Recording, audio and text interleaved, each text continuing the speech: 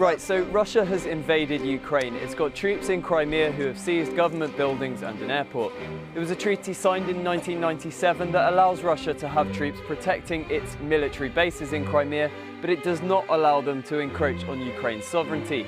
See Section 6.1 of the treaty for that. But it has been bloodless. It's hardly been the incredible act of aggression that US Secretary of State John Kerry called it. It isn't exactly on the same scale as Iraq now, is it? And no, we will not let that one go.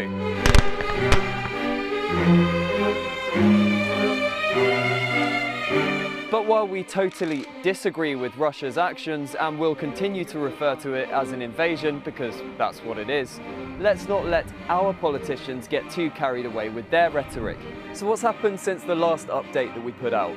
Sanctions have been imposed on Crimean local representatives, and some Russians could well be added to the list, just not President Putin. They'll be subjected to visa bans and asset freezes. That's partly because MPs in Crimea have voted to join the Russian Federation, subject to a referendum on March the 16th. But Ukraine's Prime Minister Arseniy Yatsenyuk has declared the move as illegitimate, and Barack Obama has said that any decisions about the future of Crimea must involve the Ukrainian government in Kiev.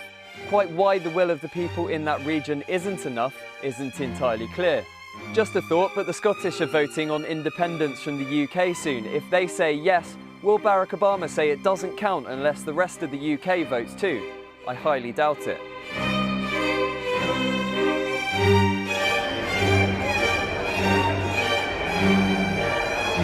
The whole thing is coming across as an attempt by both sides to hide the fact that this is just a massive geopolitical fight between two dying superpowers and their allies. The US, Europe, Canada and Australia have been accusing Russia of interfering on a jumped-up pretext. But let's not forget that the West were pretty clearly interfering in the protests as well. Remember Victoria Nuland? She's the Assistant Secretary of State for Europe, the one with the leaked "F the EU" phone call. In that phone call, she was heard discussing the makeup of the government that would replace Viktor Yanukovych, who was ousted by the protests. The current government pretty much conforms to those outlines in that it's peppered with super-rich oligarchs and leaders of extreme right neo-fascist groups. That and people involved in the Orange Revolution. And those neo-Nazis have the backing of Europe and the US, which is interesting. In fact, the Polish Prime Minister Donald Tusk has been telling Ukraine's government that they must sign an agreement with the EU ASAP. There's a link to an article explaining exactly who all the members of the Ukrainian government are in the video description. Now, one of the first actions of that government was to remove Russian as an official language. They've also arrested the leader of the most persistent pro-Moscow protest movement in eastern Ukraine. Pavel Gubarev was arrested at home in Donetsk this afternoon. All in all, it looks bound to get the majority ethnic Russian population in Crimea well on side.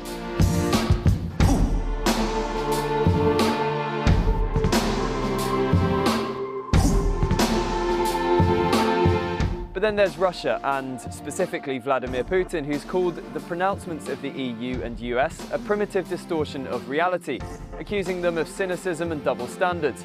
Which is probably fair, but equally massively hypocritical. Putin's still trying to get us all to believe that the incursion into Crimea is being done on humanitarian grounds, a selfless act by Russia to protect ethnic Russians in the region, and I'm going to call BS on that one too. The fight to see who's got the biggest cojones over Crimea is all about who controls oil and gas. It's hugely important as a route for energy pipelines. That's why George Bush's government provided $65 million for so-called democracy training to opposition leaders in Ukraine.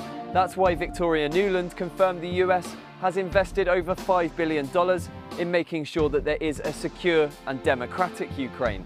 And in a publication titled NATO's Relations with Russia and Ukraine, Professor Craig Nation referred to the region as being critically situated in the emerging battle to dominate energy transport corridors linking the oil and natural gas reserves of the Caspian Basin.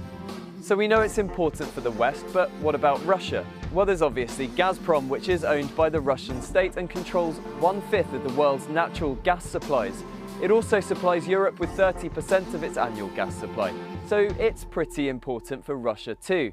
So let's not be under any illusion here. This isn't a humanitarian mission. It isn't about safeguarding democracy. It isn't about who controls the territory. It's about who controls what runs through it.